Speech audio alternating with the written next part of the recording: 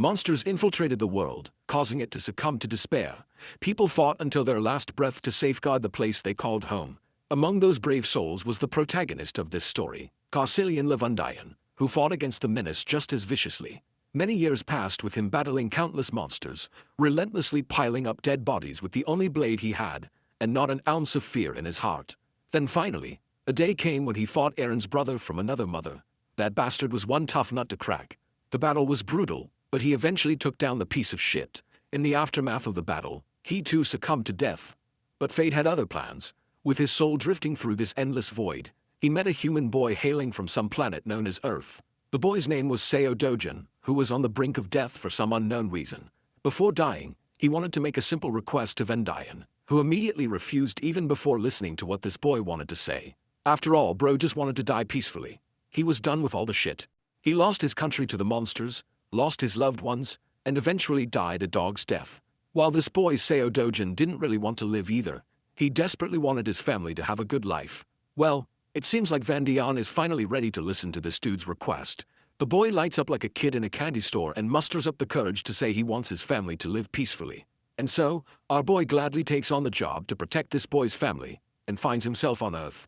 Now rocking the body of that teenage boy Dojin, our guy is on a mission to infiltrate Namsen Gate, which is ranked C for obvious reasons. Only registered heroes are allowed to enter, so the automated machine keeps blaring at him to scan his ID card, which our guy obviously doesn't have. He simply crashes through the guarded and authorized building to enter the gate, triggering the security alarm blaring about the infiltration. Once inside, he starts walking around trying to find monsters to smash.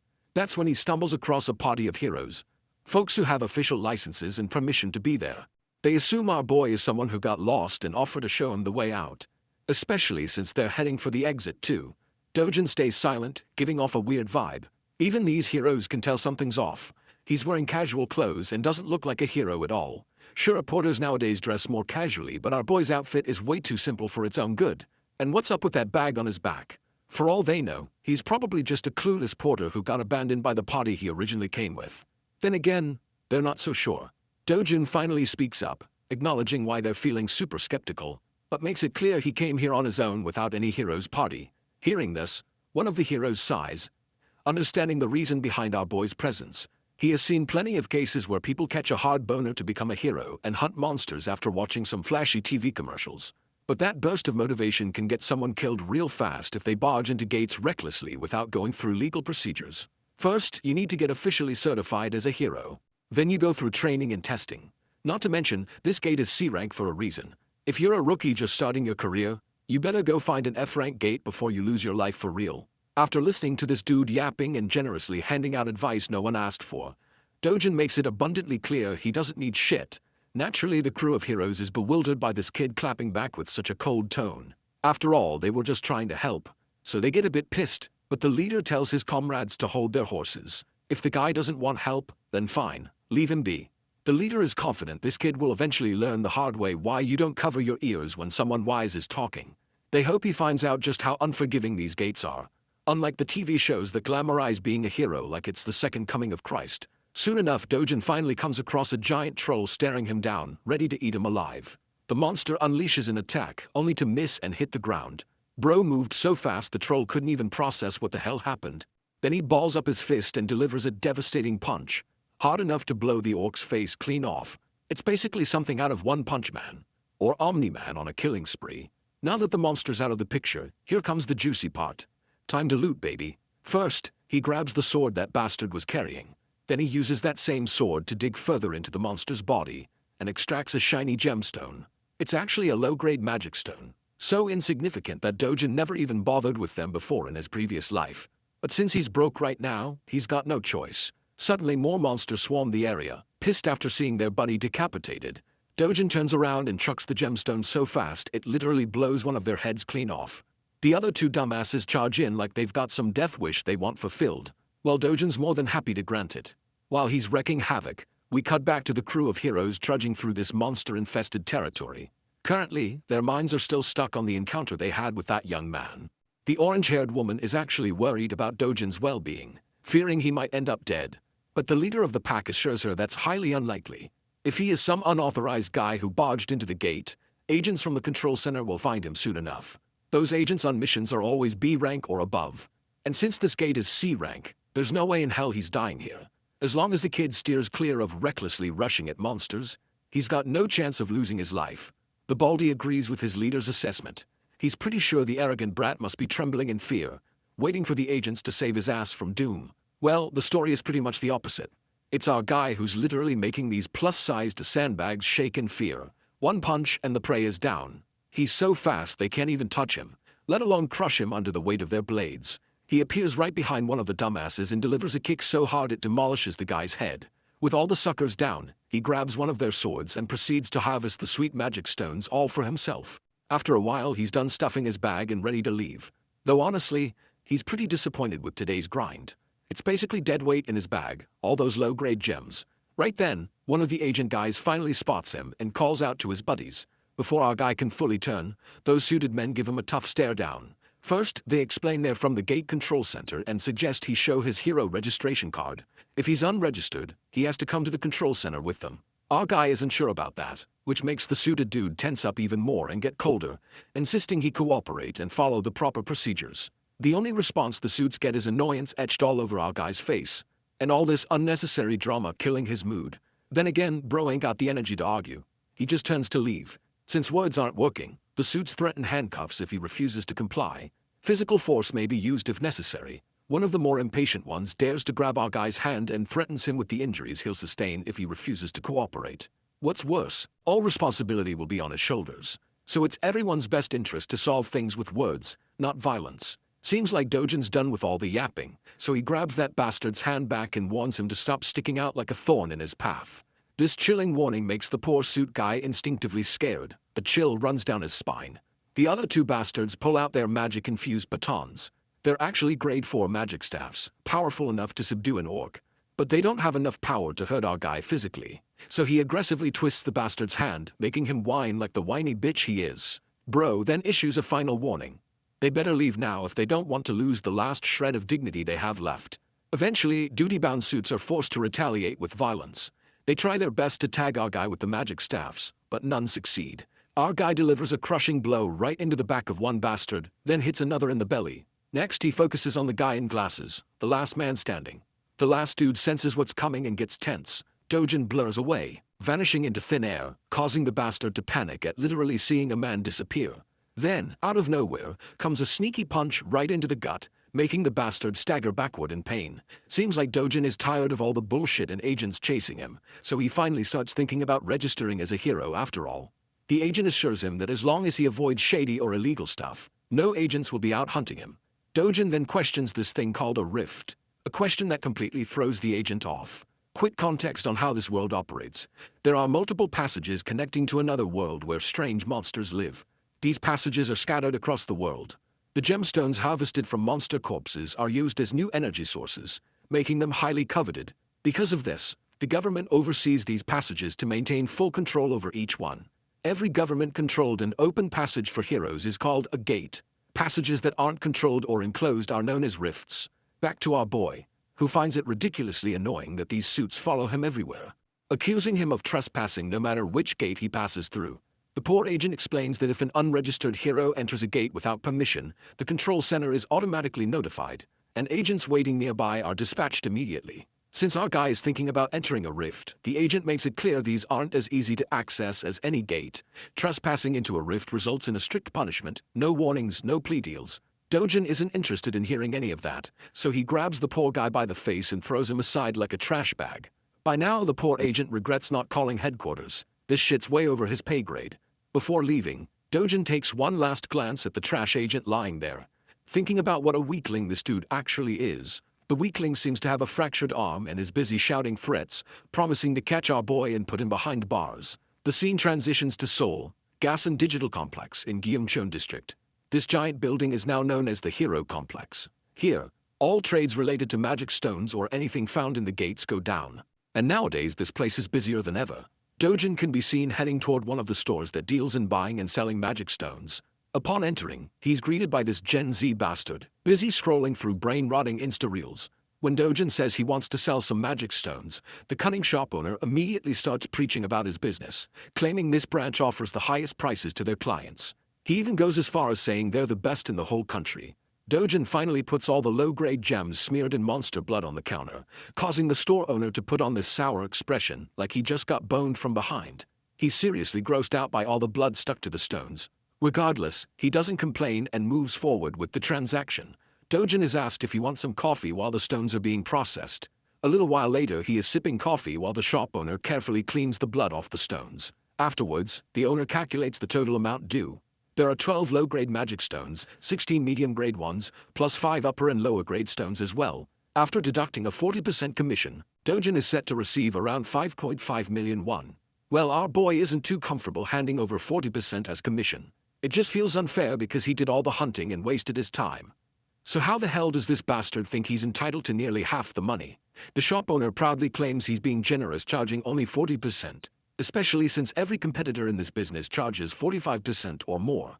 He's so confident that he even offers Dojin to take his stones back if he doesn't like the price. After all, no one else will offer more, or at least that's what this bastard claims. Our guy ain't falling for that trap and starts stuffing his precious stones back into his bag. Seeing his tricks aren't working, the bastard grabs Dojin's hand before he leaves and demands compensation for the appraisal and the coffee he drank. It's 30,000 won for the appraisal plus an extra 10,000 for the coffee. Not to mention, all the blood he had to wipe off ruined his expensive towel.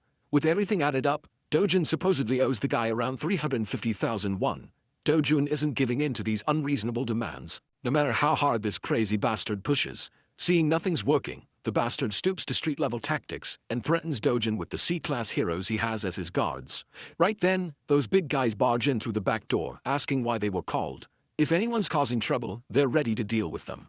Dojin in response shoots a sharp glare at the bastard, who stares right back with the same intensity. A while passes, and the scene cuts to the terrified, sweaty face of the shop owner, who had been acting cocky like he was the main character. But he got a reality check when Dojin took down his 3 pigs, without breaking a sweat, making it clear who the real MC is. My guy then walks up to the counter and smoothly negotiates the commission down to 1%. No questions asked. We all know there's no arguing when someone like Dojin is staring straight into your soul like that. So the deal goes through. And Dojin walks out with a fat stack of cash for the haul he collected with his sweat, or rather, his fists. His grandma and sister are both in total awe at the huge amount of money. Grandma Pa even suspects Dojin is pulling a fast one with fake bills. But the guy quickly clears that up, saying the money came from lending cash to a friend who started a business that ended up doing really well. Grandma isn't sure if her grandson even has a friend like that. He tries to convince Grandma with another lie that it was a childhood friend. Eventually, Grandma stops asking questions, at least the big ones. Meanwhile, Dojin's sister is super proud of her big brother for making their family rich. The doting brother pats her and gives her hope about the luxury life they'll be living from now on. The little girl just jumps around happy to be rich. Watching her so happy, Dojin realizes he's actually making progress fulfilling a promise he once made. He remembers the words of the owner of the body he's possessing, whose one dying wish was for his grandma and his half-sister Yoon to live safe and happy lives. That poor guy disappeared right before Dojin could say anything. And when he woke up, he had become Seo Dojin. Now his only mission is to make sure this little family lives safely and comfortably. For that, he wants to buy the safest house in Korea, which currently costs 110 billion won. For him, making money won't be an issue as long as he gets his original strength back. This world shares a lot of similarities with the one he came from. The one that was destroyed. The only big difference is that rifts, gates, monsters here are all marginally weaker than the world he once saw fall. To him, who held the title of Sword God in his previous life, this place is nothing but a sandbox. So far, he's only been fighting at 1/10 of his original power. Suddenly there's a knock on the door, and the visitor says he wants to see Seo Dojin. Bro stands up and decides to answer. As he opens the door, he finds 2 thugs standing outside. These guys are here to claim a debt Dojin owes, an insane 48 million won. Seeing this, Dojin's sure these are loan sharks. The real Seo Dojin borrowed money from before he left this world for good, though it was supposed to be just 5 million won originally for his grandma's hospital bills. These guys are charging crazy interest to demand 10 times the original amount in no time. They know he's been making money through gates lately, so they want him to cough up the cash since it's all documented in the contract. But the only repayment these bastards get is a jaw-busting punch right in the big guy's face. That single punch sends the poor thug flying, leaving his partner with his jaw hanging in disbelief. Our guy then gives the scrawny bastard a deadly stare to remind him that over 9 million won has already been repaid. So if you do the math, these bastards should be paying him interest. With another punch that makes the bastard cry like a bitch, Dojin tells him to tell his boss that Dojin's coming to pay a visit. The scene then cuts to the shopping mall, bustling with life. There, we see sweet little Eunyoung lighting up a kid in a teddy bear store. Dojin brought her here for a shopping spree. Today she's free to get anything she wants. You know, our boy wasn't always that soft-hearted Pookie in his previous life.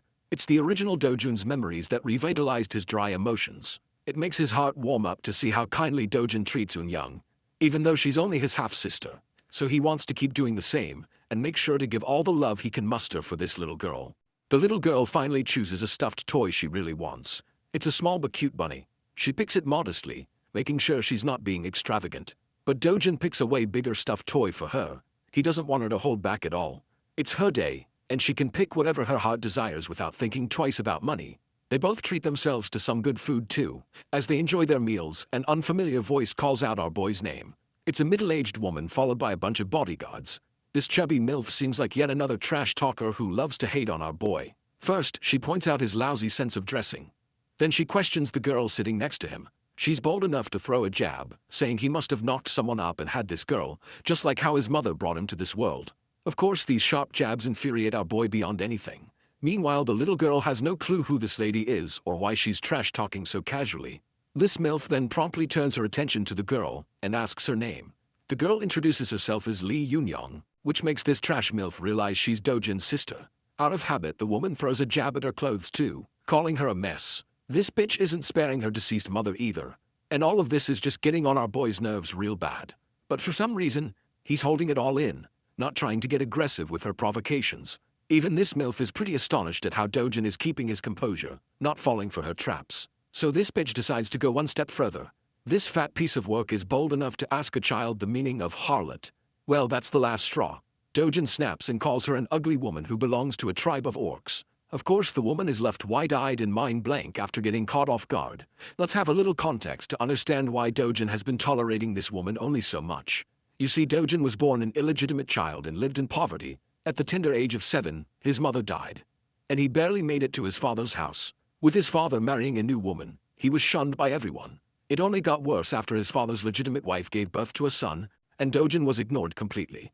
Things got so bad that he got kicked out of the very house he lived in. So he lived with his half-sibling at his grandmother's house. As our boy reflects back, he feels pity for the original Dojin who had to endure all this and still tried to keep a smile on his face like he had no pain in his life. But now he wants to change everything. Seems like this woman is his stepsister, which explains why he was trying to hold himself back. But he won't tolerate her no more. He recalls how he shared a roof with this orc of a woman. And she's just as disgusting as ever. Not only is her personality messed up and her appearance orc-like, she's also dumb as hell. He further crushes her spirit by dropping brutal bombs on how she's a wreck with an inferiority complex. That's the only reason she projects her insecurities onto others by calling them ugly. She's just a gold digger obsessed with others, and that's the real truth the world should know. As he continues to crush her under his sharp jabs, the entire shopping mall watches them like they're the center of attention. The orc lady is totally annoyed and about to lose it, but then Dojin's stepmother walks in. Seeing her mom, the orc lady approaches her like the whiny bitch she is, complaining how this kid just shut her down with words. But this mother is aggravated to see her daughter whining like that and shuts her up with a cold glare. Not gonna lie, bro's got one heck of a stepmom. At first I even thought the orc lady was his stepmom. The hot mama turns her attention to our boy and greets him with utmost grace. She's inviting him to come back home and hang out for some fun. But Dojin knows all too well that this facade his stepmom is putting up is fake. After all, she's the one who caused the most misery and unrest in the 12 years he lived with them. The woman continues reminding Dojin of things he never wants to remember, triggering his PTSD and making him go full serious mode. With a tone colder than your mother's jokes, our guy tells this bitch to get the fuck lost. That's a major slap to her dignity, being shit-talked by someone younger than her. She just twirls around and leaves with the last bit of dignity she has left. For real though, she wasn't expecting him to clap back so sharply. She's left wondering if he's the same guy who would just lower his head even when she slapped him for no reason. Her bitch of a daughter follows along, with their bodyguards also following the both ladies. Honestly, these guards played the perfect role of mannequins in this ordeal. Let's shift our attention to our boy. Seems like these two girls totally ruined the time our duo was having. So our boy decides to be on his way too. The way he reacted to his stepfamily was intentional. He wanted to make one thing clear. The Seo Dojin who couldn't even speak up for himself is gone. It's high time his trash family realizes that. We then cut to a Mercedes zooming down the road. Inside the car, we see both the trash mother and daughter. The daughter is pissed at her mom for just walking out quietly instead of putting Dojin in his place. as she vents her frustration and curses our boy for the humiliation they suffered. The mother orders her manager to answer why Dojin is still alive. Well, Baldy has no clue how this dude is alive. It doesn't match the reports. The woman blares at the top of her lungs about the bullshit this man is spouting. How the heck could he be alive if they made sure the job was done and clear? The poor guy assures her he'll look into the matter again and make sure this time the job is executed properly. Meanwhile, the trash daughter has no clue what her shady mother has been plotting all along. She's rattled hearing talk about killing and dying. Eventually, the mom poses a question to her daughter, wondering if she has feelings for Dojin. This catches the fat pig off guard, making her blush and flustered. Actually, she's worried about Dojin dying because if grandpa or dad find out, they're gonna be in serious trouble. The mother grabs her daughter by the mouth hard enough and drills her to stay the hell away from her business. The mother is dead set on claiming Dojin's life, with no plan to spare him. Especially not after how he dared to talk back to her. Getting rid of him is the best revenge she can think of. A decade ago, the world took a turn to chaos with the appearance of the rift. This terrifying dimension gave birth to monsters, spawning from the portal, armed with the objective of slaughtering humans upon sight. Their terror didn't stop. It was ceaseless, and eventually demolished the world, scarring it with destroyed cities engulfed in flames. However, just like the appearance of the dark forces, there came the emergence of the light in the form of valiant warriors called the heroes. With their emergence, the first discovery of mana stones was made from the dead bodies of the defeated monsters. Back to the present, Dojin's going somewhere, reflecting how mana stones quickly shifted the world's dependence from traditional energy sources. Because of their key role, countries decided to center their attention towards the emerging rifts, basically claiming priority over them so they could extract resources. With the current state of the world in motion, all of its industrialization is completely reliant on the concept of gates and the dependence of heroes. And because of that, the profession that can be classified as a hero reaps high rewards. A consistent high salary can only be achieved via becoming a proper hero. Dojin's arrived at his destination, and it's actually the Yongdongpo HCS Capital Establishment. I know that's a mouthful, but you guys will see why he's come here soon. He finds himself entering the building, and upon first glance, the boss and his clowns look like your average run-of-the-mill thugs who want to scare people with their ugly faces. But Dojin is pretty chill about the situation. The boss puts out his cigarette and points out our boy's audacity to not only beat the crap out of his goons, but also to show his face at the door. It really shows that Dojin really doesn't give a flying fudge about anyone. He cleverly tells the organization's owner that in reality, it's actually Dojin himself who found himself at a real loss. That statement is ridiculous from the point of the view of the boss, so he seeks clarification on what our guy means. Dojin clarifies that actually he's come here to receive his well-deserved compensation. After all, he's endured mental, physical, and materialistic losses all this time because of the existence of these clowns. With his strong and serious words, the boss has noticed one significant change from the boy's personality. Something about the kid has changed. He's no longer the soft-spoken spirit or the gentle person he was. Then there's the added evidence that this same kid destroyed the lackeys he sent to his door. All things considered, the boss's leading suspicion is that Seo Dojin must have experienced a unique kind of awakening throughout his experiences in the gate. Despite knowing this, Dude still decides to act arrogant and tells Dojin that his newfound confidence because of his awakening will become his own undoing. The hypocrite calls our boy for being overconfident in his abilities, and to back up his claims, he brings over a bunch of grumpy men to intimidate him. Of course, he can pack all the muscle he needs, but to the experience of the sword god, they're practically insects in comparison. The boss is talking out of his ass and states that even those awakened people end up getting killed like deadweight and low-class heroes in the end. The funniest part? Bro is under the assumption that Seo Dojin is nothing beyond the level of a D-class hero, and that his organization can easily stomp on someone as weak as that. Meanwhile, Dojin is just chilling on the sofa in the background while five guys are staring him down. Without showing even a hint of amusement, he orders the boss to sit the heck back down. The boss is astonished to hear him continue to speak in his previous tone, while Dojin emphasizes with a serious face that he's not done talking. Hearing him say something like that, one of the guys decides to get his balls tripped up and challenges Dojin. Amusingly enough, our boy happily takes off his glasses, adding more to his confusion. And then he hammers a Mike Tyson ballistic universal machine gun rocket punch 9000 in his damn face. The dude is sent flying from the impact while his friends are at a loss for words. But that's not all, because the beating is shared among the group as Dojin knocks down another one. Keep in mind that while he's beating their asses, he's calmly making his points too, sharing his knowledge of the boss's secret shady business underneath the cover of a money-lending business. Dojin aims to punch down an orange-haired punk and proves his knowledge of the counterfeit identification business he pulls. Having landed his punch, he tells the boss that he's in search of a hero identity, to officially register as one and make money. Ducking the strike of the final guy, Dojin returns the blow with triple the love. And that's how he made the entire group sleep with his special sleeping routine. Works 100% of the time. Dojin continues his demands, stating that he's in need of a foolproof identification that doesn't cause any trouble for him in the future. The boss is left starstruck by what happened in the span of a few seconds. Our boy reminds him that he's only got one day to forge the identity for him. Some of the men didn't intervene in the fight, by the way, which is a compliment to the NPCs because they're the type to challenge God while being a level 1 rookie in most stories. The boss is out here tripping for life as he begins to question and assess Dojin's skill level. At the least, this guy appears to be B-class in strength. Bro is so lost in his thoughts that he has to be reminded by the kid to snap out of it. He happily accepts the job too. Finally, Dojin grabs his shoulder politely and contrasts it with an intimidating expression on his face. He wants to know if Hong Hee-ju, his stepmother, ordered a hit on him. Of course, this is actually pretty much the case, evidenced by the conversation she had with her daughter and assistant earlier. The boss is at a loss for words until Dojin forces his grip so hard that the guy yelps in pain. Even his scrubs are looking helpless for their boss. I have to say they should really change their barbers too. Anyway, the boss breaks down and reveals her heinous strategy.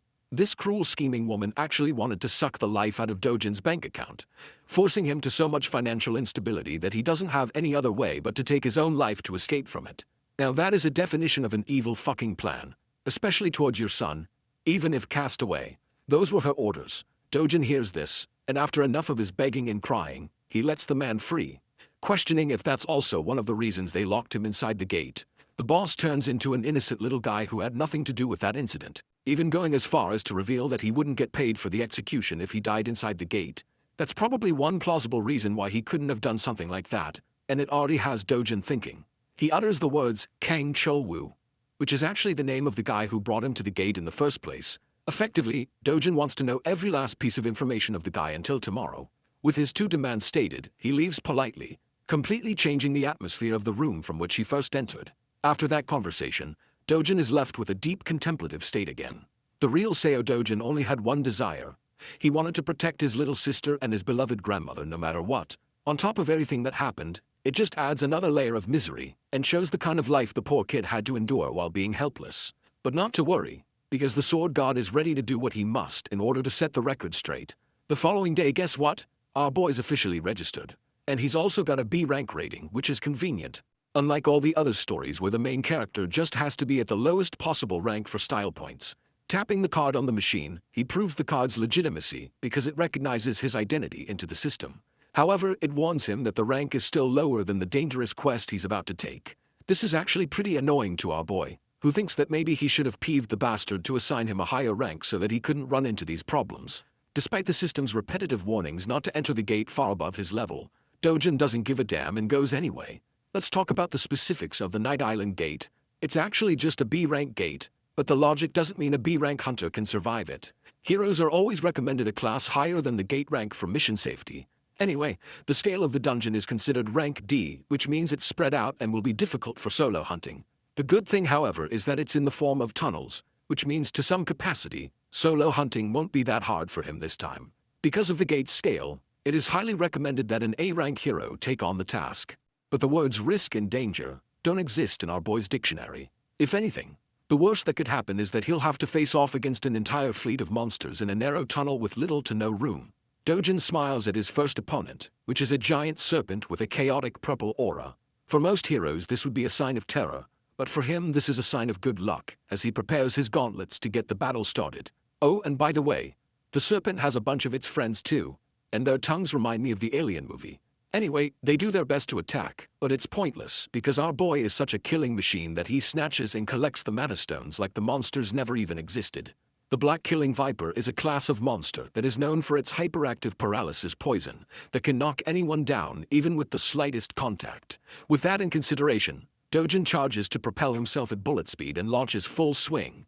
In a short span of time, he's about to slice and dice the creature all over its body, splashing blood until he severs the monster in half. With the creature defeated, Dojin notices his equipment. The gloves he purchased are ensuring the poison doesn't get in contact with him. And for the price of 300,000 won, they're holding their ground. Returning to the hunting session, Dojin turns his attention to 4 more of these ugly linless lizards and begins blasting right through their heads with his powerful speed. More and more blood splashes out until the vipers are sent to the afterlife. Dojin stands there, busy searching for a bunch of magic stones by clawing from the monster's flesh. To his disappointment, there isn't any magic stone around. But this is according to the rules of the previous or the original world. And in that, these monsters only have a drop rate of 3% for mana stones. This means that he's got to hunt down at least hundreds of them for good loot. Walking his way along, he discovers Mr. Bonehead. You might be thinking it's the boss, but Dojin's got a different opinion, and as he asks the oversized serpent if he's the boss monster, because definitely the snake will answer like a good friend. Anyway, Dojin thinks it's a good thing this big guy appeared because he won't have to worry about getting lost anymore. Spiraling into an immediate strike, he plans to end the battle quickly to return home. But then, an unexpected thing happens. Despite having successfully landed a brute strike, his punch doesn't have any effect on the creature. Bro just gave him a tattoo on the head instead.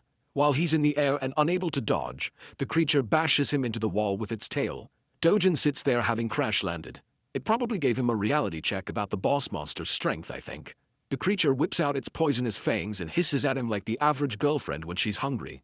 The creature attempts to bite him down, but luckily he evades the attempt. Using the momentum of his evasive maneuver, he bolts right back into motion with a powerful punch that connects with the creature's body and leaves more cracks against its hard shell. From this second attack, one thing has been made clear to him. The boss monster has an unusually tough exterior, making it a greater challenge than the rest of the vipers he disposed of. The shell is so powerful at his current level that he can't penetrate with one strike alone. This reverses the situation on him, making him question if he should aim for a different battle strategy. At his original strength, the sword god would mop the ever-living floor with this beast. But then suddenly he notices something. It's the sword of the warrior who lost his life fighting the boss. And now you guys are about to know why he's called the sword god, and not the fist god. Even though the weapon is extremely worn out after the fight, he grabs hold of it, believing that a sword is only as competent as its wielder. With that knowledge in mind and the blade armed in his hand, he walks towards the monstrous snake. The creature propels itself forth to strike him down again. Bursting with incredible speeds, Dojin responds by going high up into the air, proudly declaring that the creature should be honored that he's going all out to kill the beast with a sword. Despite the sword's condition being crap, this guy literally unleashes so many flashing cuts in the span of a few strikes that it leaves the snake's body eviscerated. The serious fight turns into a funny conclusion with the snake dying in the background, while our boy's sword is reduced to dust. It's a good thing he wiped the creature out while it was still holding on. With the boss monster dead, Dojin thinks of a smart idea that I don't really see many other protagonists implement. He takes off one of the fangs of the creature, believing it could be used as a nice material for a short sword with a bit of refinement. Considering this as a reward for his journey, he exits the gate. By the time he's exited the gate, it's already a starry night outside. He spent more time at the B-rank gate than he thought. And with the way things turned out at the end, it only pushed him to pursue and restore his strength back to full health. Also, he's a bit happy that his old friends don't get to see this weak version of him because that would be embarrassing. Back from the hunt, he goes to appraise and sell the magic stones. Before him, there's actually another hero who has come to present his great stash of magic stones. The cheap-ass receptionist treats him like shit and points out that the commission rate is the same as 40%. Even the innocent guy can sense the bullshit behind that overly high rate. He even calls it out, stating his concerns and calling himself a normal guy. The receptionist, just like what he did with Dojin, clarifies that their rate is actually the lowest among all the appraisal trades. The gate center is 5%, but that's without taxes. From the perspective of the sleazy appraiser, this is a great deal for heroes to have that earns them good money. The cash is handed to the hero, who doesn't really complain much, except concerningly asking about the dude's messed up face. The funny thing is how this guy is still repeating the same script even after getting his face bashed in. Bro plays it off, stating that a psychopath first obliterated his guards, and then he left him with this treatment. The hero thinks it's actually the fault of the receptionist for keeping low-ranking guards around at the C-rank level. After all, rank isn't the only thing that matters in their world. Skill plays a huge role too. Rank is actually a false representation of one's abilities and only updated to keep the system intact. The hero is wise to mention that the people of the same rank have a huge variance in skills and abilities, so they can't all be treated the same. Then there's also a difference between a lame watchguard who sits all day guarding the shop, and a hero out there who is actively hunting down beasts for a living. Even though this guy is actually giving him some solid advice, the joker of a receptionist just wants him to stop yapping and leave already. Which he does, offering to help the little dude out if he ever needs something. As he's leaving, our boy walks right past the guy, looking as cold as ever. Upon seeing him at once, the receptionist flinches and bugs the F out. He points at Dojin, shouting that this is the psychopath that made a mess out of him. Turning back to face them both, the hero is actually pretty impressed. He notices our boy's lean physique for his height. Still, the fact that he made a mess of the gods here spirals the man to gear up for a fight, questioning if he's the troublemaker. The one thing I like about this guy is that he isn't offended for petty reasons. He actually believes that Dojin is misusing his powers as a hero by bullying civilians in his normal life. Of course, it couldn't be further from the truth since he only knows one side of the story. But it's still quite interesting to see realistic characters. The receptionist is enjoying the scene, knowing that this guy is actually a 7-year-old veteran hero. If something happens to him here, the guy has plenty of connections he can abuse by giving them Dojin's name. Without really giving a damn about who he is, our boy turns back and simply tells the boomer to piss off. This only spirals the guy into being provoked, because all of a sudden now it's really looking like he's being an asshole. Dojin asks if the guy is looking to exact revenge on him. Hearing those words, the veteran hero is provoked.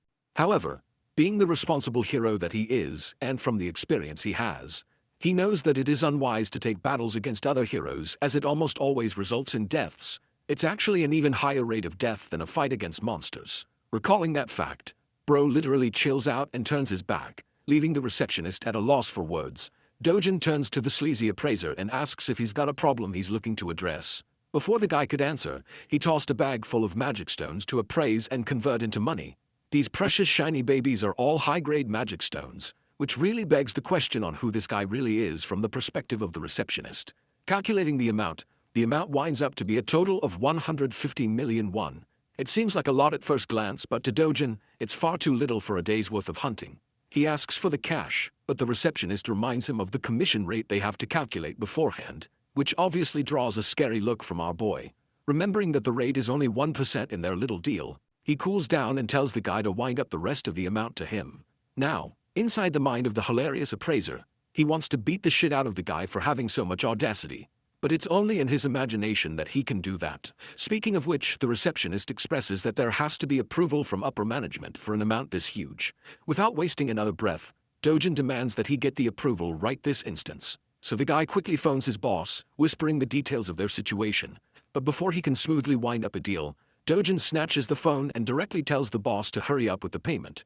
The boss is okay with doing so, but he just wants the phone to be handed back to the employee.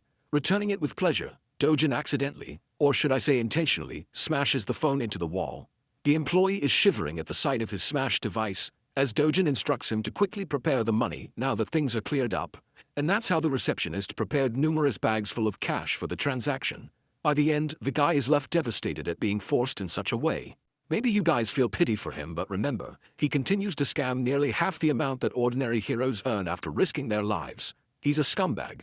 10 minutes passed and the boss quickly found himself at his store, enraged at why his employee wasn't picking up the phone. The hilarious part is that the receptionist throws in the towel and embraces an immediate resignation. The boss then sees the guy's phone smashed into the wall, giving him a good idea of what went down. Seeing this, he pulls out his phone to call Juyeon, requesting that she come here at once. Juyeon appears to be a famous young woman donning beautiful purplish pink hair. She's so recognizable in public that people are celebrating her name as Hyun Juyeon and treating her like a celebrity, not to mention that she looks dope as hell with that outfit. She arrives at the store and stuns the receptionist with her presence, giving him a nice greeting with a smile. There's a big reason why everyone's making a big fuss about her. She's the country's 4th S-rank hero in the lineup. Nothing short of amazing. People have sprouted rumors that she's the niece of the boss, but then it makes him question what she's doing here. Confirming the claims, Juyeon expresses that she was called here on behalf of her uncle's request to take care of a reckless hero. Intrigued about the situation, the stylish S-ranker sits down, ready to hear what's going on. In the next scene, we can find our boy with his absolutely ripped body, meditating out in the sun. It's true that he's been hunting for a whole day, and yet the rewards he reaped from it weren't amazing at all. With the way things are going, he's worried about the future. First and foremostly, he needs to get to a level where he can clear S-rank gates on his own. That means he has to train to restore his original strength. You heard that right, boys. It's training arc time. Dojin's biggest challenge in this current life is that unlike the previous world, the mana density of this one is thin. That means that even if he does his best to gather mana with his current rate, it will take 3 years at the minimum to come close to his original strength. Even more if things get rough. On the bright side, he could aim for better equipment for battle. But the issue is, even the most terrible equipment easily runs for hundreds of millions, so that would be wasting money. Suddenly a chill runs down his spine as he senses the presence of someone dangerous. Fixating his sight on Yunyang, he grabs the little girl at full speed and demands that everyone go inside quickly. Back inside, he shuts the room down while his grandma eagerly questions what's going on. The entire structure shakes with a loud quake, making his grandmother flinch and question in terror if they're having an earthquake. Little Yunyang is in a state of panic, but the truth is something only our boy knows. This isn't just an earthquake, it's something else. Dojin senses the sharp and violent energy outside. A rift has just cleaved open into their world, and it just so happens to have manifested on top of their house. Rushing to take care of the problem, he tells his loved ones to stay inside as the situation outside is dangerous for them. At full speed, he cuts into the entrance of the rift, where the last thing he hears is the cries of his grandma and his sister calling out his name. The scene switches to the Seoul Hero Association, where its members are made immediately alert at the sudden emergence of a rift on top of the Mapo region. It appeared after 63 days of the last emergence.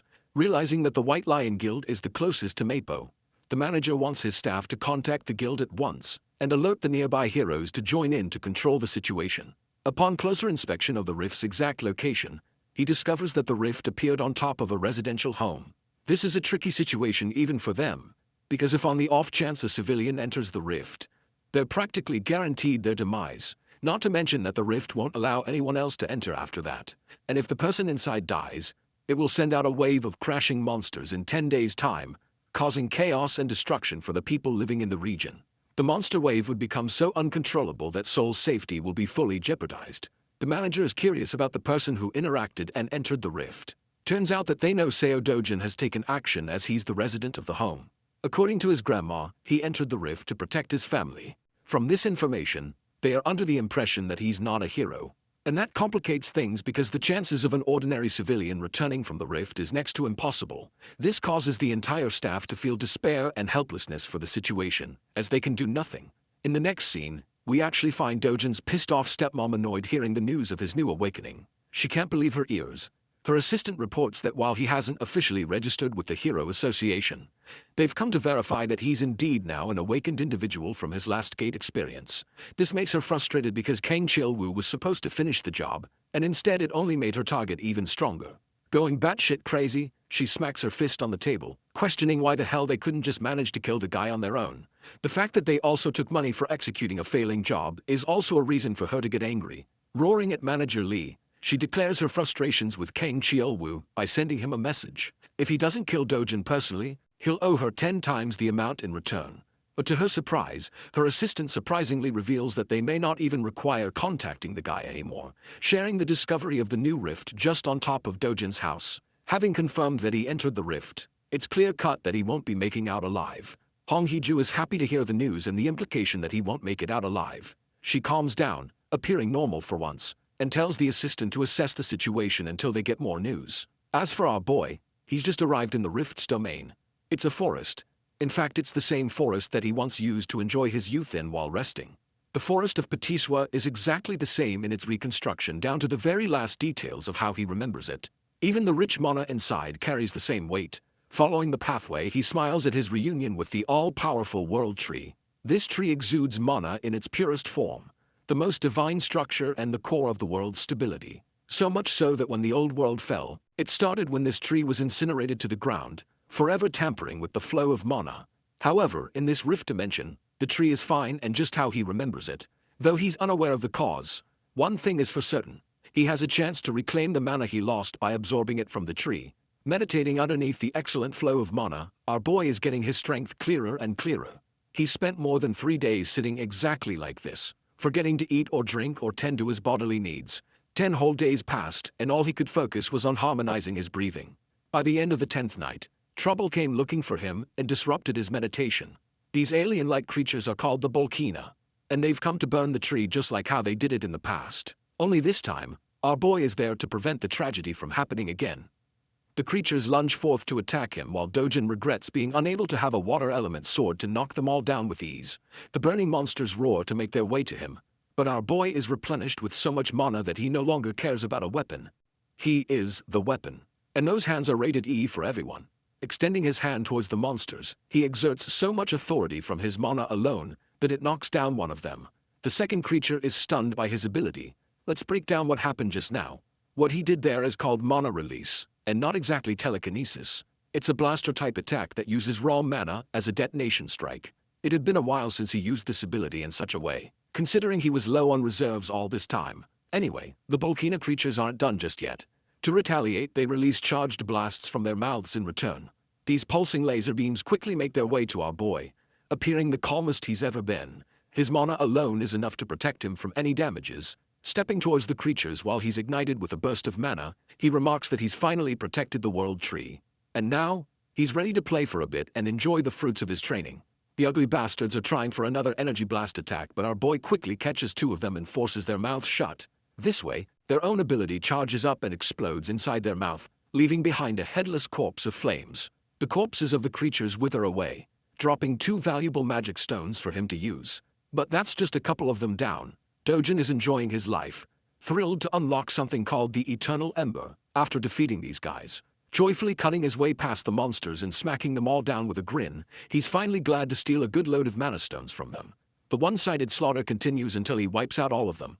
Dojin has won the lottery ticket with how many stones they're dropping. Among them, he also discovers a small coin or a seed glowing in gold. This is called the Eternal Ember as he picks it up in his hand. With this, he's reclaimed control of more of his power as he crushes the chip and unlocks its flames. The way he's casually playing around with the ember reminds me of Sukuna from Jujutsu Kaisen. Now, in any normal case, the ideal strategy here would be to keep gathering mana from the world tree. However, the current state of his body has reached its physical limit for mana absorption. The second way of doing so is actually absorbing the ember, completely altering the state of his mana and transforming it into fire mana. And he does exactly that as his body produces a rush of flame energy. Now, unfortunately in his previous life, he felt zero need to do this and didn't care about the Eternal Ember at all. However, now it's required for him to fully absorb the embers, and it takes like 10 whole minutes just to get one finished. Luckily he's got a whole bunch of these collected for him, so his goal is to absorb as many as possible. The appearance of the rift has sparked a public interest. The reporters are all gathered around our boy's house while agents and association staff are protecting the place. Bang Seonggu is pissed off because of one guy's arrogance to enter the rift prematurely. I have to point out that he looks like a carbon copy of Yeonho from Solo Leveling, but with a cleaner haircut I guess. We also have our protagonist but with blue hair. This guy is called Kim Hyunwoo, and he sympathizes with Dojin's actions to save his sister. But Seonggu doesn't buy that explanation at all, accusing our boy of heading in like a greedy guy who wasn't ready for the consequences. It would have been fine if he unalived himself the normal way. But if he dies in the rift, the place will become a detonation ground for monsters to come pouring out. And that's the issue really. Hyunwoo asks for Gilma's input, and apparently Gilma has told them to just do things according to the protocols. Hyunwoo questions the recent emergence of rifts popping all over the world in various countries like the US, China, Switzerland, Turkey and the UK. That's one reason Gilma is having a hard time managing so many rifts all at once. This kind of phenomenon doesn't really happen every day. And yet some of the nations were able to easily contain the threat with ease. But for South Korea, they're out here pissed as hell, because their situation could very well turn into a disaster because of one guy.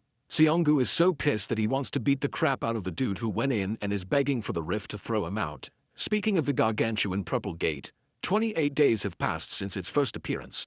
The same goes for the number of days Dojin has spent inside. Now, the Hero Association is afraid, and has already cautioned the threat as a level 1 wave. Dojin's identity isn't revealed to the world just yet for privacy reasons, but they're calling him Ordinary Person S for now. While the rest of the world is clueless about Dojin's identity, the boss of the money-lending organization catches on quickly and connects the dots. Even his assistant confirms the report to verify the information of his involvement. Kim Myung-gu plays as the right-hand man to the president Hwang Chung-seob.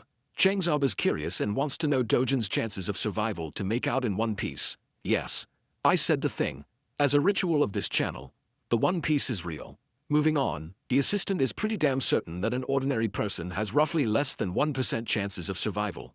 But the mere mention of Dojin being treated as an ordinary person carves an amusing smile on Chang-seob's face. That same regular so-called person put his men in the hospital and gave them bandages for weeks. From the perspective of the world, they're vastly underestimating the abilities of the one civilian that went inside the rift. Now, Chang-seob is also interested in hearing the chances of someone surviving as an awakened individual. For that, his assistant believes that it would ultimately depend on the level of the hero, and it's tough to make a judgment call without accurate information. Even Chang-seob admits that fighting ability is different from pure surviving ability, and then it introduces a whole different level of complications when you're inside a rift of all things. Anyway, one thing is for certain, the bastard hasn't changed his ways. Chang Sub wants to protect Dojin's family, but not for noble reasons. Nah, this scumbag intends to sell the organs of his loved ones in case he doesn't make it back. And even if he does, he's gonna pin the blame of debt on him for taking care. This guy's the embodiment of a leech. The scene transitions to the mesmerizing world tree. Here, our boy is going full speed into his training arc as his body is now thriving with flame mana. He doesn't even know how much time has passed, but he's been grinding by absorbing hundreds of the firestones.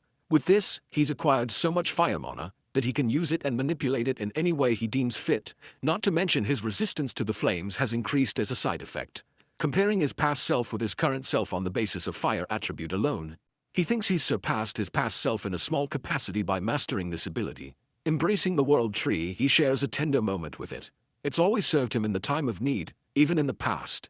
And even now. Because of that, Dojin is grateful for everything it has done for him. As for his mana stones, he's made up a small bag using vines to store them all.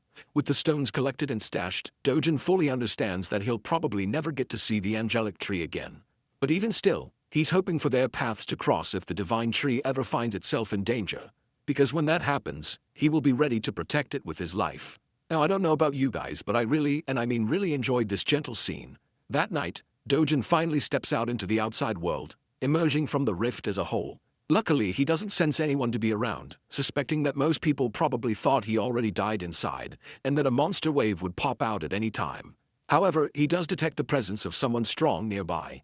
Deciding to chase them down, he rushes to find the source. Shortly afterwards, he stumbles across the two agents, one pissed off and the other relaxed, both Hyunwoo and Seunggu from last time. Now he understands that these guys probably represent the association from their outfit alone, which means in the off chance he gets caught, things will get really problematic. To combat that issue, he whirls up a ball of flame and chucks it into the air with a forceful lunge. That attack winds up finding its way across the building, resulting in a loud explosion upon detonation. Both Hyunwoo and Seunggu were on red alert the moment they heard the crashing sound. Realizing that it's actually fire, they decide to chase after it. There they discover a bunch of people standing in horror. Seunggu questions what the hell is going on in the chaos. Meanwhile, our boy is impressed with his flame powers so far.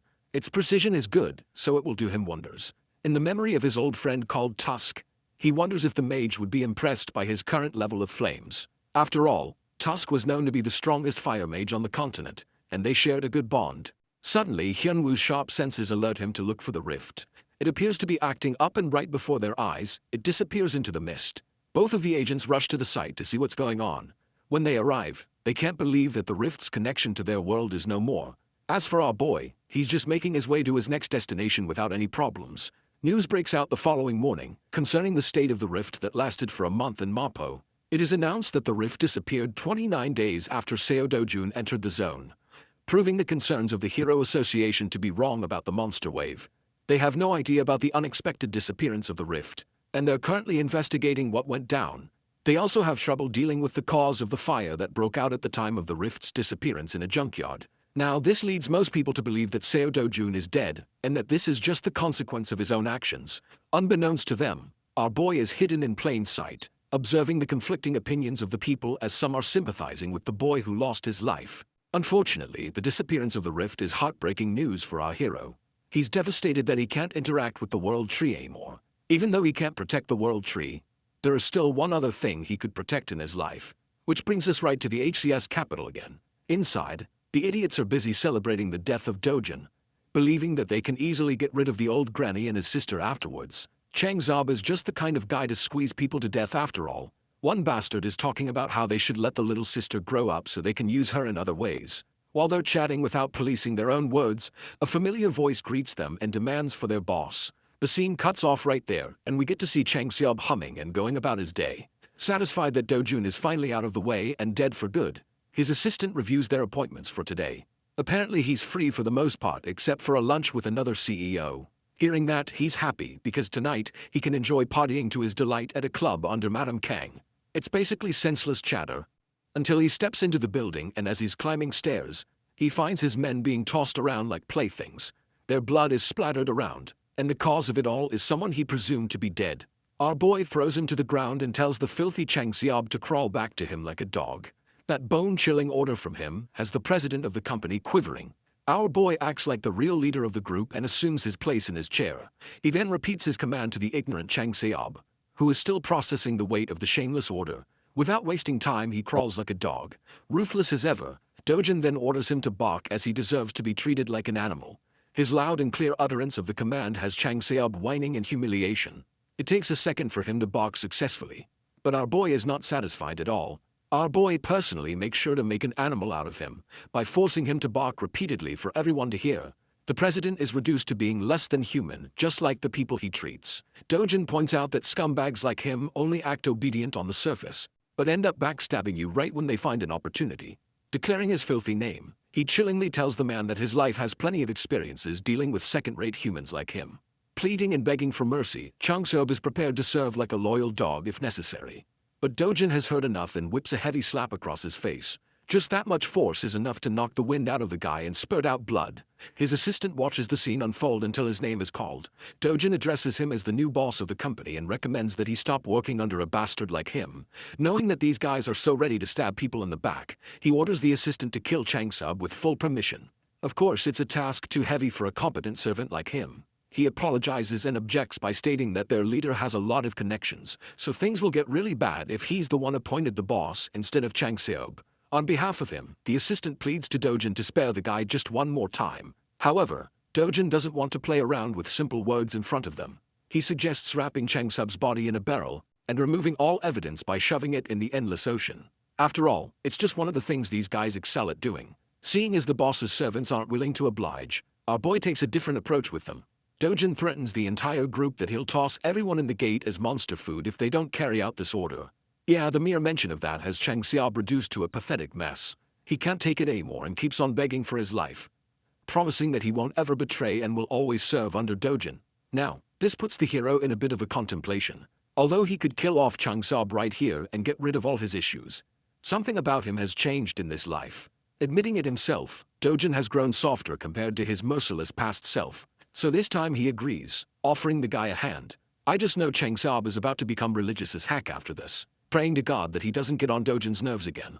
He goes on to shake the hero's hand, promising to serve unconditionally from now on. But wait, something is strange. Why is his hand engulfed in steamy hot flames? Yes, though Dojin has gotten soft, he's still ruthless. Looking at the man dead in the eye, he reminds the scumbag that it's his final chance indeed.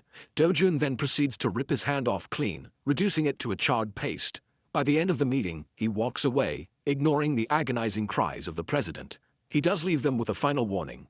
If even a single one of them tries to get in the way of his family again, Dojin will personally ensure their deaths. As for their new job, they are forever deemed responsible to protect his family for the rest of their lives. Now that's how you handle traitors. Officially speaking, the man known as Seo Dojun was just a blip in existence that vanished along with the rift. In reality, he's actually dining in the local McDonald's. The government, Hero Association, and all kinds of media outlets quickly moved past him like yesterday's news. They all treated the civilian who entered the rift as a dead man. Even if he came out and told the world that he was alive, no one would buy it. Furthermore, surfacing after a solo rift mission would only bring headaches and trouble his way. That subdued dog, Huang Chang Seob, is currently helping him find a new and suitable house so he can afford to move leisurely for the time being. Dojin finally got the chance to feed his sister some delicious fast food. He also informed her of their plan to move out to a better neighborhood, and she could not be any happier. She can now go to kindergarten like kids her age and enter elementary school the next year. When the topic of school came up, little Yunyang's mood took a turn for the worse. Dojin was alarmed. He is used to slaughtering abominable beasts, but coddling a kid is not in his arsenal. He was taken aback when her sister confessed how other kids tease her for being an orphan. Hearing his adorable sister's plight broke Big Bro Dojin's heart. If she does not want to associate with the mean kids, she doesn't have to. Those little bastards will get what's coming for them eventually. Finding out that she wouldn't have to attend kindergarten to be bullied anymore, Yunyang was hyped. Inwardly, Dojin is devising a plan to send his little sis to a prestigious private school where no one would dare look down on her. That night, Seo Dojin found out that Kim Eongu had stashed his grandma and sister in some random motel while he was stuck inside the rift. Glass's bastard almost broke his back trying to apologize. He reasoned that the motel is under the management of their company, so it is safer than any other place. Dojin does not have the energy to mess with lackeys tonight, so he just enters the room and sees his grandma once more. Little Yunyang pounced on him with a bear hug, and grandma held his hand with tears petering from her eyes. She's just glad to see her grandson come back alive. At first, the hardened warrior was stunned, but once he felt the warmth coming from his family, he accepted the love they had for him with a smile. Little Yunyang has taken a liking to McDonald's, so they've been dining in that absolutely real place a lot. Today, she asked questions about Big Bro's job, being a hero. When asked if she likes having a hero for a brother, Yoon nonchalantly answered that she does not. While it is cool that heroes are strong and cool, they are also constantly in danger when fighting terrifying monsters. Sometimes they even die. And little Eunyoung just wants her brother to live with grandma and herself for a long time. Dojin had been so used to mindless bloodshed. Having someone worried about his well-being is quite a new feeling for him. In the harsh world of the past, he was the last human survivor. He fought monsters and creatures beyond your wildest dreams. In the process, he lost a lot of things. Now that he's given a second chance in a different world, something incredibly precious has appeared by his side. Feelings he had long forgotten are coming back to the surface. In this world, maybe he can live happily. Maybe he can just live a quiet life with joy and love. While he was feeling fuzzy and warm on the inside, Korea's Hero Association was in shambles. Na Tae-won, founder of the Korea Hero Association and director of the World Hero Federation, has been stressing over the recent rift incident, or the lack thereof. Their best people have investigated the site, but no new information has been found. Feeling clueless about the state of his territory is frustrating the founder. It's not far-fetched to believe that a spontaneously disappearing rift can potentially reappear at any time. His assistant tried to agree with his worries. She thought it would have been better if a wave had occurred. At least they would not have to worry about unknown variables. Director Tae-won cuts her words off before he gets angrier. While he is worried about uncertainties, he thinks it is fortunate that no one was harmed. Na Tae-won is one of the top 100 respected and strongest heroes in the world. It is widely speculated that he would easily be elected with the most votes in history if he ran for president. His words and influence could easily topple domestic conglomerates if he wanted to. Thankfully, his interests lie in neither the power of a nation's leader nor the wealth of a conglomerate. The only thing he cares about is the safety of his people. In other words, he's a real one. Even if it takes time, he wants a more thorough investigation covering the rift's perimeter. The residents around the nearby area have already agreed to sell their properties to the association, so that shouldn't be a problem. As a consolation, Tae-won wants to offer those people more than the market price for their homes. That's the least they could do after causing such inconvenience. All reliable sources have relayed that multiple rifts have occurred in different countries. No matter how you look at it, something must be going on. The United States and China have already entered the control stages of their rifts. Among major nations, the United Kingdom is facing the biggest problem. While reliable and veteran heroes have been dispatched to clear the other rifts, the United Kingdom squad was simply doo-doo garbage. Speaking of them, the month-long mission to get rid of the UK rift has finally crumbled in a glaring defeat. The UK rift wave occurrence has officially begun. The city and its people are going about their day like they normally would. Amongst the crowd was Seo Dojin, blending in with the pedestrians. Today, his destination is his favorite shop in the hero complex. When he entered the door, the dude manning the counter gave him a greeting by instinct, but choked upon seeing his face. Every strand of hair in his body stood in terror upon seeing the black-haired young man. Today his manager is in the store, so he won't have to deal with this sadistic customer alone. The manager promptly closed the paper he was reading and lifted his gaze. His voice was controlled but was tinted with anger. This is the guy who's been forcing his pushover cashier into buying low-grade crystals. Dojin lazily removed his backpack and tossed the whole thing on the ground. It's actually good that the manager is here, so the sale of his magic crystals would proceed faster. Mr. Manager expected another batch of low-grade crystals to spill on the floor. He's not interested in such small-time business. Dojun does not like being turned away when all he wants is fair trade. The manager or any other sane business owner cannot afford to accept just a 1% fee. It would be better if the young man just laughed. Dojun asserted that refusing to do business with him would be a massive mistake that Mr. Manager would regret. The manager continued shooing the young man away, not even bothering to look at the bag. This is the last warning he will give before things go down. In response, Dojin kicked the backpack down, spilling its contents on the tiles. Being experienced crystal traders, both the cashier and the manager immediately recognized the properties of those rocks. That crude bag was actually filled with Hero's magic crystals, a legendary treasure that money cannot buy. Dojin has a rough idea of how much these things are worth. He knows he's holding premium stuff. You see, the Hero's magic crystal was used by an infamous Mexican drug lord, Corzuman, in New Age drug manufacturing. One night, a laboratory accident changed the course of his life and the world's perspective on such a little rock. The Hero's magic crystal caused Corzuman to awaken as a powerful hero. Since then, the crystal has become a priceless item for hero awakenings and mana enhancement. Such an incredibly rare energy source can be classified as an ultra-high-end product. As a power move, Dojin ordered the schmucks to pack their stuff back up, and he left. Mr. Manager quickly changed his dismissive and arrogant tone into a welcoming one. He even escorted the young man to their VIP seats and offered some drinks while his cashier polished the crystals. Dojin liked reversing the situation in its head. 1 second he was being driven away. The next, he was sipping on some iced beverage. His opening demand was full price with a 0.5% commission. As soon as the manager expressed a sign of balking, he threatened to pull the deal. In prior trades, Dojin agreed to 1%. Now he's lowering that already abysmal rate even lower. Frankly, he's just doing that out of annoyance. In response, the manager lowered his head and tried to give the sincerest apology he could muster. Well, Dojin is tired of hearing empty apologies. They can either accept his rate or he'll take his business elsewhere. It's that simple. At the counter, the cashier is inwardly cursing Dojin for being such a rude prick. Seeing that his acting wouldn't convince the kid to give him a bigger cut, the manager locked in and gave a lengthy lecture about magic crystal markets and pricing. Dojin doesn't have time to listen to such long-winded yapping, though. He finished his drink and got up from his seat, making the manager panic. Feeling the deal of a lifetime slipping away from his fingers, the manager offered a 9% commission.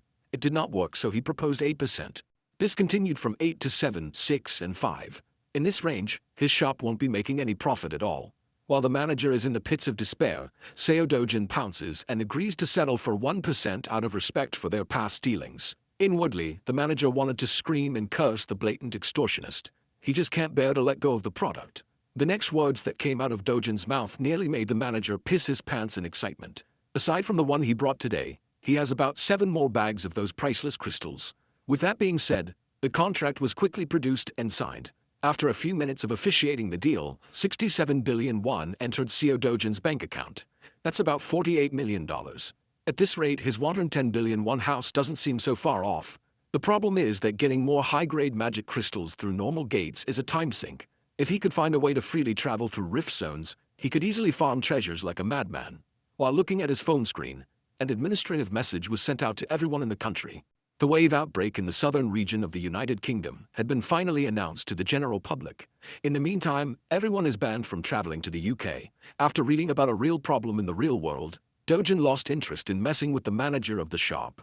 In the past, no matter the country or which association was involved, he might have intervened to seal the rift himself. But he's not that guy anymore. He has more fulfilling matters to attend to. Tonight, dinner is on Dojin and they are getting expensive meat. Little Yunyang's mouth watered at the sight of pork and beef marbling over the grill. The expensive meat and succulent side dishes just kept on coming to the table. Worried that they were spending too much given the price tag on the menu, Grandma slowed down and asked her grandson if this was okay. 250,000 won for 100 grams is pretty steep. Dojin dismissed her worries right away. After making a killing with his crystal harvest, they could eat as much as they wanted, and it wouldn't even make a dent in his bank account. Yunyang's first bite made her fall in love with the taste of the wildly luxurious beef. Dojin continued adding more and more to the grill as Grandma watched in apprehension. Hell, there's another package of fresh ribs, prime ribeye, strip loin, and skirt meat coming to the table soon. At this point, the scale is just ridiculous. How could 2.5 people even finish that much food? Well, Grandma is underestimating the appetite of a protagonist. To knock her out of her worries, little Yunyang convinced Grandma to give the expensive stuff a try. Unable to refuse the offer of her sweet girl, Grandma caved. One bite of that expensive meat was all it took for all her worries to dissipate into nothing. Afterward, the happy family enjoyed their extravagant dinner filled with smiles and laughter. Unbeknownst to Dojin, an attention-grabbing young woman just entered the restaurant. The necks of the other guests almost broke wherever she passed by. The woman made a beeline towards Seo Dojin and decisively called his attention. She just wanted to talk with him for a moment. Nothing more, nothing less. Before she could elaborate on her reason, Dojin cut her off for interrupting his family's dinner. If she wants to say something to him, she should come back when the freaking meal is over. Hyun Ju-yeon pulled out the name card, hoping that the young man would change his tone upon her name. Much to his dismay, Dojin just kept on grilling and eating meat, disregarding her presence altogether. And so, the renowned S-rank hunter swallowed her pride and patiently sat in the restaurant's waiting room. With a star like her sitting within normal people's vicinity, she naturally became the center of attention. Men and women kept stealing glances at the woman standing at the pinnacle of heroism. She's not only fourth in the national rankings for S-class heroes, but most people would also even place her within the top 10 most beautiful heroes in the world list. Every civilian around was asking the same thing in their minds. Who the hell is making Hyun Ju-yeon wait? Ignoring the blatant whispers around her, Ju-yeon recalled the brief interaction she had just a few minutes ago. As far as she knows, Seo Dojin entered his first gate 2 months ago. He made it out alive and is now under suspicion of becoming awakened. He was widely believed to have died in the recent Mapo Rift incident, but here he is, alive and eating with his family. Aside from all the details that don't seem to make sense, a single sharp look from the young man had an S-ranker like Juyan on edge. A newly awakened guy cannot possibly reach S-rank in under 2 months, right? Even the oil tycoon Kafmor, who spent his wealth on magic stones, took about 5 months to reach the peak. Rationalizing what she felt, Juyan reckoned that Dojin must have some kind of unknown special ability. Finally, Dojin, Grandma, and little Yunyang have filled out with their bellies full and their mood lifted. Near the exit, Juyan walked over to finally have a conversation with the mysterious young man. Before she could open her mouth to speak, another party sauntered into the restaurant with an air of superiority. Dojin's eyes turned sharper than usual at the sight of the man. This skeevy-looking bastard did not expect to see Seo Dojin alive and kicking after their excursion in one of the deadly gates, the lunatic Kang Chil-woo. He's actually quite amused by Dojin's cockroach-like resilience. Even Juyan seemed to recognize the troublemaker in a single glance. In the middle of the restaurant, tensions rose as silence filled the air.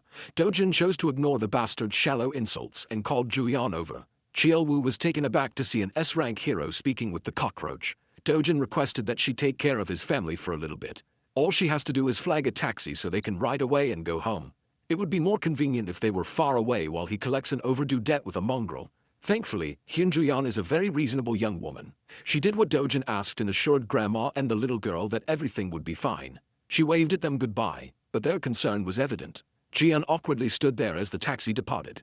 As soon as they sped away from the restaurant, a resounding and crisp sound of slapping echoed inside the establishment. With his loved ones out of the picture, Dojin can finally drop the PG act and slap a bitch. He moved so fast that Chil-woo did not even see his swing. He only felt the stinging pain in his cheek. Embarrassed by such a humiliating attack, Chil-woo gritted his teeth and charged forth to retaliate. One of the servers tried to break the fight up, fearful that the Awakeners might destroy the whole restaurant if the conflict escalated further. Her reasonable request was met with unreasonable violence. Fortunately, she wasn't harmed too badly. Seo Dojun calmly told everyone to get out and clear the room for their safety. Chil-woo is really easy to trigger. He's a muscle-brained idiot who can't even think of good trash talk. For that, he was punished with another strike to the face. He was completely caught off guard, feeling a knuckle make contact with his head. Kang Chil-woo is the bastard who locked the original Seo Dojin in a gate, leaving him for dead. Even though he was not the one personally slighted, our MC still harbors a deep resentment for this fuckface, and he wants to talk. Chil-woo, the goblin-looking goon, snickered as he brought up how that evil stepmother of Dojin's made the whole thing happen, seeing that extracting info from this idiot was a lot easier than he thought. Dojin pulled his phone out and pressed the record button on the video app. He just needs a clear and concise recording of the confession, and his life will be a lot simpler in the future. Once again, Chil-woo was insulted by his nonchalance. He gathered power in his fist, called Dojin's mother a whore, and attacked with unmatched intensity. He intends to finish the job that he failed. He wants to kill Seo Dojin once and for all. Unfortunately for the big goon, his primitive attacks are no match against the expert manipulation of Chi. Dojin met the violent punch with a soft touch and sent the enemy's fist flying as though it just hit an impenetrable bouncy barrier. Kang Chil-woo had never experienced something like this before. Normally, he would just brute force his way through anything and everything to kill. Now it seems like he's going up against someone far beyond what he can comprehend with his tiny little pea-brain. Suddenly he was pushed off his feet. Dojin followed his body's trajectory like a hunter playing with his prey. Sounds of fists cracking a skull echoed throughout the restaurant as the server from earlier tried her hardest to dial the police. Before she could press the call button, a dainty hand pulled the phone away. With a bright smile, Hyun Juyan assured the server that she would take care of everything, so there was no need to involve the authorities. The server was just glad to see a comforting face in the middle of her breakdown. Slaps, scratches, and punches landed throughout Kang Chil-woo's body, not giving him any chance to catch his breath. As far as Juyan knows, this lowlife is a B-rank hero. With that rank, there are not many people who could beat him up so helplessly. Based on this beatdown, Dojin might be classified as an A rank. Well, even if that's true, the fight still seems a bit too one-sided. Before things could get any worse, Hyun Juyan carefully called Dojin to stop for a moment. She's just worried that Kang Chil-woo might die if the beating goes on for longer. Deciding to listen to her words, he dropped the goblin goon's limp body on the ground and wiped his hands, seeing as there's clearly some vendetta between the two. Juyan asked the young man how much he knows about Kang Chil-woo. Dojin might not know the whole picture, but he knows enough about the bastard to exact vengeance. Hyun Juyan warned him that this piece of dirt, Kang Chil-woo, is connected to Kang Young-pyo, an S-rank hero. Well, Dojin already knew that fact, and he didn't see any problems. Juyan had never met anyone so reckless and insane. This dude doesn't even care about whatever consequences he might face at the hands of an S-ranker. Hyun Ju-yeon elaborated that Kang Young-pyo is very protective of his delinquent cousin. This restaurant incident will surely reach the ears of that powerhouse. When that happens, blood will be spilled. Dojin scoffed at Ju-yeon's worries. He's the last person who would be afraid of some hotshot S-ranker, more than the problems for the future. He's more annoyed at the fact that Ju-yeon knows so much about his life. Now that the Goblin Goon is down, Dojin's enmity has transferred to the nosy S-ranker. Face to face, the feral young man stared her down. Hyun Ju-yeon was not a pushover by any means. She won't cave from a simple intimidating eye contact. Changing the subject, she apologized for the sudden visit and brought up her agenda. She was just asked by her uncle to come by and talk. After she found out about the bag of Hero's magic crystals he sold off, Ju-yeon wanted to get her hands on the rest. She is willing to buy every piece he has, no matter the price. Dojin warned her that it won't be cheap. He has a lot of precious treasures stockpiled after all. She assured him that the assets of an established S-rank hero are beyond normal people's imagination. Well, it's not like he's opposed to selling his goods. He just has one condition before transacting. It's nothing much really, just a little favor. At least for someone as renowned as Hyun Ju-yeon, that is. Elsewhere in the city, the sound of expensive alcohol bottles hitting the floor can be heard. Dojin's evil stepmother is crashing out upon learning new information about his allegedly dead stepson. Her people were so sure that the kid died in the rift. Yet now she's receiving word about how the Dojin survived like a resilient cockroach. Press F for bald man here. Having a boss like her can't possibly be fun. You can't blame him for the misinformation. Even the Hero Association labeled Dojin dead. Evil stepmother doesn't want to hear excuses. She wants actions instead. To make things worse, they just received news about Kang Chil-woo's defeat at the hands of Dojin. At this point, it's safe to assume that Seo Dojun already knows who's really responsible for his attempted murder. Hearing that she might be implicated, evil stepmom gulped in terror. She's not afraid of Dojin. She's more concerned about the hassle it will bring when her father or husband finds out about her dealings. She can cover everything up, but if word gets out to the media, the group's stock price will nosedive. So, she ordered her people to intercept the media. If they mess up, T Group and W Group will surely cut all deals and advertisements. First and foremost, the police must also be on their payroll. In that regard, evil stepmom's people have already moved to cover all bases. Knowing that they have a little bit of competence lifted some pressure off her shoulders. Baldy Director Lee then whispered that no matter how many cover-up jobs they do, what they are doing is not a fundamental solution to the real problem. On that note, the bald director might have a plan that can put an end to this headache. They just have to make use of Kang Chil-woo's cousin, the infamous Kang Young-pyo. Even someone like stepmom here knows about the S-ranker. Kang Chil-woo might be notorious as trash in the world of heroes, but everyone knows how close he is to his powerful cousin. In reality, Kang Chil-woo is just a pawn doing all sorts of dirty work under his cousin's orders. They are both sick in the head. If Chil-woo gets pinched by the police and smeared by the media, it won't be a good look for the S-rank hero too. In fact, he's already taken action to deal with this public relations disaster. Evil stepmom made up her mind. She wants to meet with Kang Young-pyo as soon as possible. In addition, that dog, Hwang Chung-seob of HCS Capital, has blatantly allied with the enemy. He's taking care of Dojin's family now. For that, stepmom wants a prosecutor on the phone in a minute. Those who abandon her camp must pay the price in full. The very next day, we follow a group of heroes entering one of the 37 rift zones in Korea. Among those rift zones, 5 zones are being turned into secured gates. The rest can only be raided by heroes affiliated with hero associations with coordinated schedules. Today, Ms. Hyun Ju-yeon is leading a team herself. With her S-rank ID, she has practically limitless entries at any gate. Among the diverse crowd of heroes equipped with fancy equipment and weapons, stood a young man wearing a beat-up hoodie. Hyun Ju-yeon chose A-rank Jong-in-ju's Cleom Guild as a temporary group for the hunt. It's very rare to be a part of an S-rank's hunt, so they are hyped. Ju-yeon reasoned that she simply wanted to do something fun and stretch her muscles a little bit. In reality, she had to set up this whole situation just to give the young man in the back clean entry to the gate. Seo Dojin agreed to sell the rest of his magic crystal stockpile at market price to Ju-yeon if she let him into the restricted rift zone. He just wants to earn more money by hunting in higher level zones. While it's true that rift zones house all sorts of treasures, going into such a difficult one for a certain profit without fear is just insane. Well, she doesn't really care either way. She just needs to get her hands on those hero magic crystals. After a few minutes of traversing a dark tunnel, the group finally came out of the other side to a brightly wooded area. Unable to rear her curiosity, Inju started bugging Ju-yeon about the real identity of the young man shadowing their party. Ju-yeon just introduced Dojin as someone she knows, but no one is buying that half-assed answer. Inju speculated that he might be Queen Ji-yeon's boyfriend. Tired of all the buzzing, She gave Inju a partial truth and confessed that the young man was there because she owed him a favor. It's not every day an S-rank hero owes someone. While the party was lost in their respective conversations, a giant shadow blotted the sun from above. Everybody turned their eyes to the skies and saw the beast.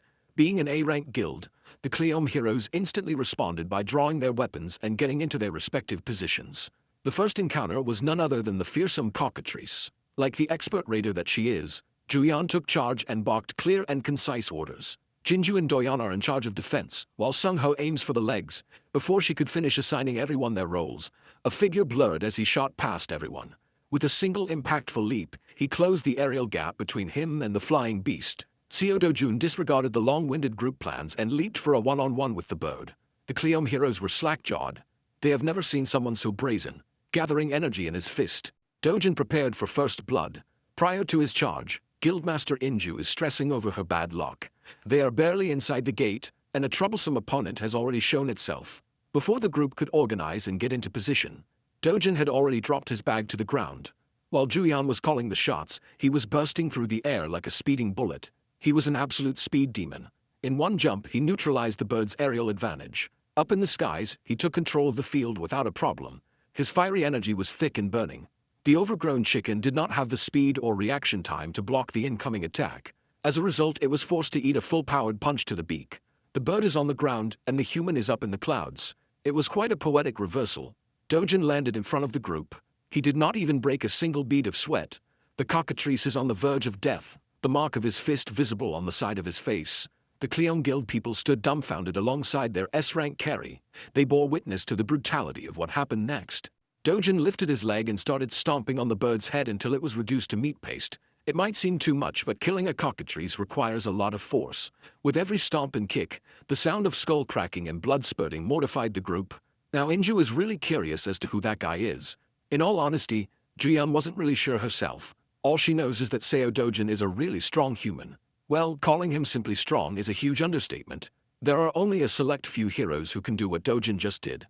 Killing a cockatrice in one blow is no ordinary feat. Juyeon downplayed the achievement by bringing up her sister. That woman belongs to that elite list of outstanding heroes. Still, Inju can't just get over the fact that a hidden powerhouse is among them. She watched the entire sequence and was in awe the whole time. Juyeon took note of the young man's monstrous power and decisiveness. Her curiosity deepening, she turned to Inju with an impromptu change of plans. For now, she wants to go to the center with Dojun, leaving the rest of the group on the outskirts. Juyeon carefully approached the young man, expertly carving the cockatrice's corpse for loot. Before she could speak, he preemptively asserted that he wouldn't share loot with people who contributed nothing to the kill. Thankfully, Juyeon is not one to eye a few pieces of magic crystals. She just came over to propose that they go a bit deeper into the gate, head somewhere more challenging and fitting to his current abilities. With a smile, he readily accepted the invitation to hunt and loot more. Juyeon knows the layout of this gate quite well, so she will take the lead. All Dojun has to do is follow closely so he won't get lost. Without warning, she sped off into the distance, her speed causing a sonic boom. Dojun calmly watched as her figure vanished into the horizon. After slinging his bag to his back, he took a running pose, storing energy in his muscles. With an instant first step, he kicked an explosion that almost blew the Cleom Guild heroes away. Inju reckoned that if Juyeon is a bullet, then that man moves like light itself. Left by the two powerhouses, the miscellaneous heroes turned to their guild leader for their new plan. Of course, trying to follow those two ahead is utterly impossible.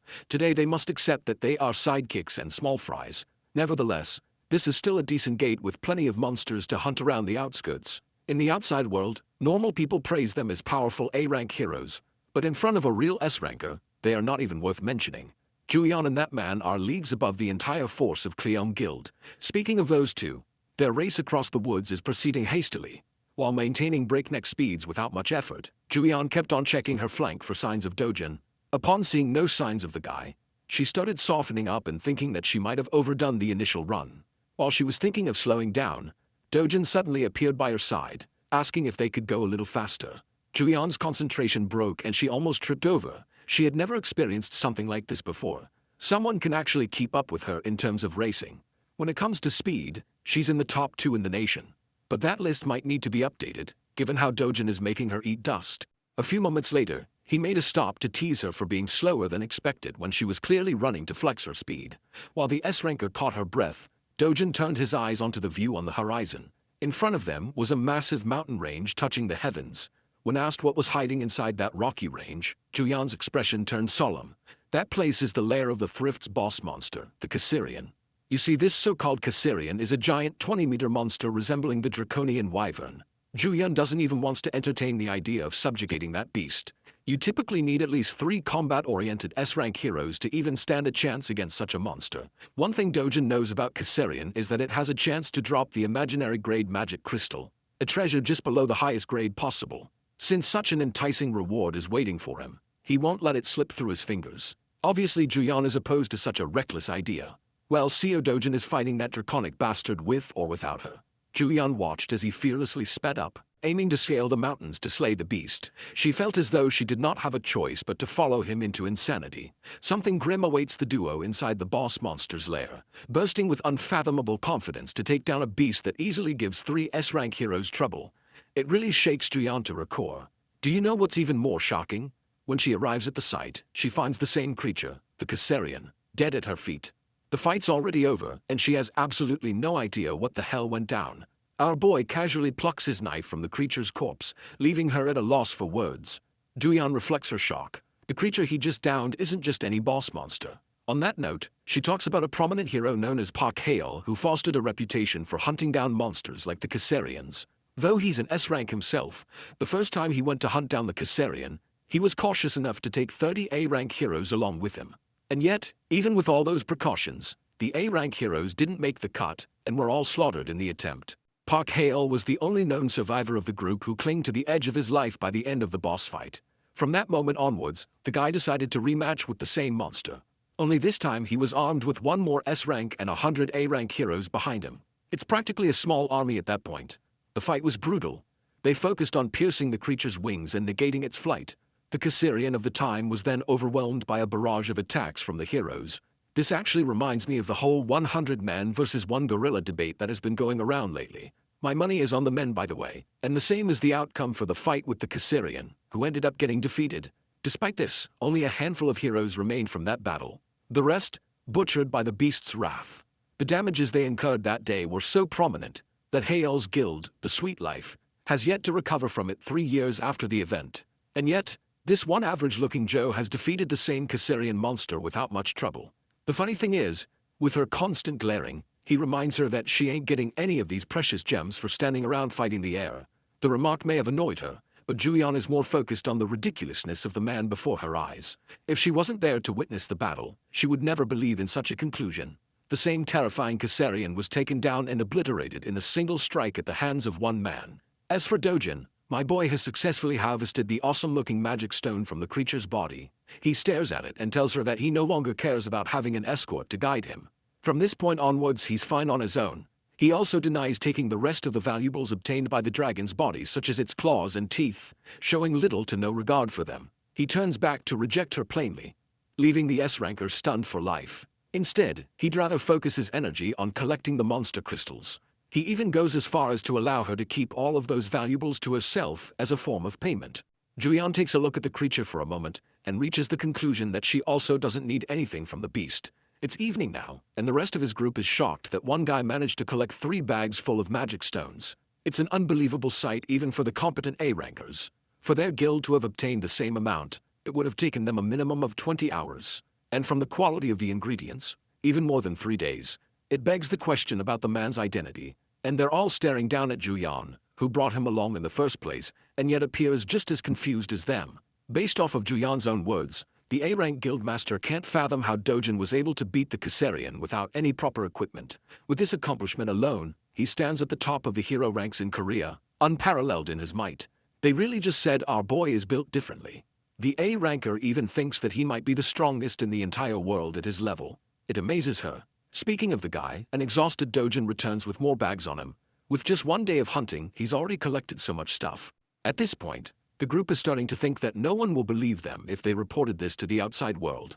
Dojin's godlike power is the definition of insanity to accept. Speaking of which, they're explicitly told not to drop a word of what happened here today in the outside world, something they have to ultimately accept.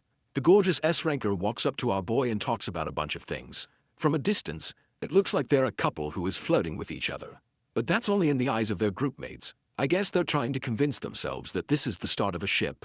They also think that he's the only guy in the world who looks like a proper fit for Juyeon, especially considering their monstrous strength. The funny thing is how the A-rank guildmaster quickly realizes that these guys aren't the perfect couple she envisioned them to be. Instead, it seems like they're having an argument from the looks on their faces. She can't believe that there's a guy in the world with the ability to talk down to Juyeon of all people. The shocking thing is how Dojun hands her a bag and leaves quietly without saying another word. It astonishes the guildmaster even more. As for the state of the backpacks and the contents inside he collected, Juyeon states his own words. Turns out that Dojun fears the possibility that he'll become an overnight celebrity if the outside world learns that he killed the Caesarian. Since that is a clear issue for him, he drops the responsibility of it upon her shoulders. Hearing his decision, it leaves the both of them baffled for words. But the irony in all of this is that the law of manifestation ends up turning true, and Juyeon gives birth to a curiosity to explore more about this mysterious young man. Girl is in love. Over to a different location, we get to explore more about the famous S-ranker mentioned earlier as Hale. He's out here going beast mode on his punching bag. His assistant is in awe of his training because it seems like he's bursting out in rage. As mentioned before, he's the guild master of Sweet Life. The assistant helps him calm down, reminding him that a little bit of endurance will help him go a long way in these difficult times. Even the guild master agrees with that idea, believing that those who underestimate him will eventually suffer his wrath.